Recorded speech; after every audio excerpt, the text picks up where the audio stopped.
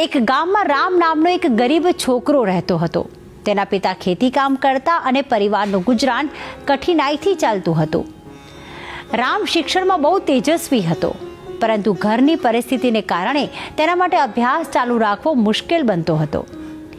એક દિવસ સ્કૂલમાં એક અધ્યાપક આવ્યા અને બધા વિદ્યાર્થીઓને પૂછ્યું, તમારું સપનું શું છે? બધા જ વિદ્યાર્થીઓએ કેળવણીના અલગ અલગ સપનાઓ વિશે જણાવ્યું.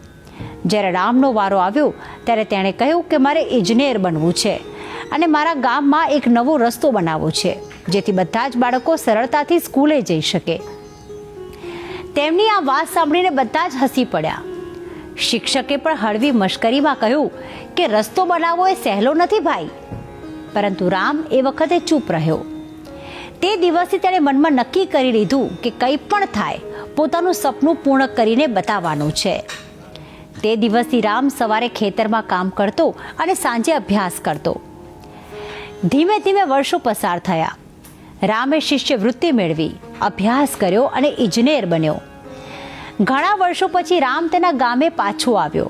ત્યારે ગામમાં બાળકોએ સ્કૂલે જવા માટે કાચી પડેલી માટીની પાંખથી જવું પડતું હતું. રામે સરકારની મદદથી પોતે સુવિધાજનક પાક્કો રસ્તો બનાવ્યો. હવે બાળકો પણ સરળતાથી શાળાએ જઈ શકે છે. એના અધ્યાપક એક દિવસ રસ્તા પરથી પસાર થયા અને જોઈને આશ્ચર્યચકિત થઈ ગયા. ત્યારે રામ નમ્રતાપૂર્વક બોલ્યો કે સાહેબ, તમે તો સાચા જ હતા. રસ્તો બનાવવો સહેલો નથી, પણ અશક્ય પણ નથી. આ વાત એ શીખ આપે છે કે જ્યારે તમે કોઈ વસ્તુ ધારી લો છો તો કરવી કદાચ અઘરી લાગે, પણ અશક્ય તો ન જ હોઈ શકે. અને હવે આ વાત એક સુવિચાર દ્વારા પણ સમજી લઈએ. આજનો સુવિચાર: જીવનમાં પરિસ્થિતિઓ કેટલીય મુશ્કેલ હોય, પણ જો તમારું લક્ષ્ય સ્પષ્ટ હોય અને તમે હાર ન માનો તો સફળતા જરૂર મળે છે.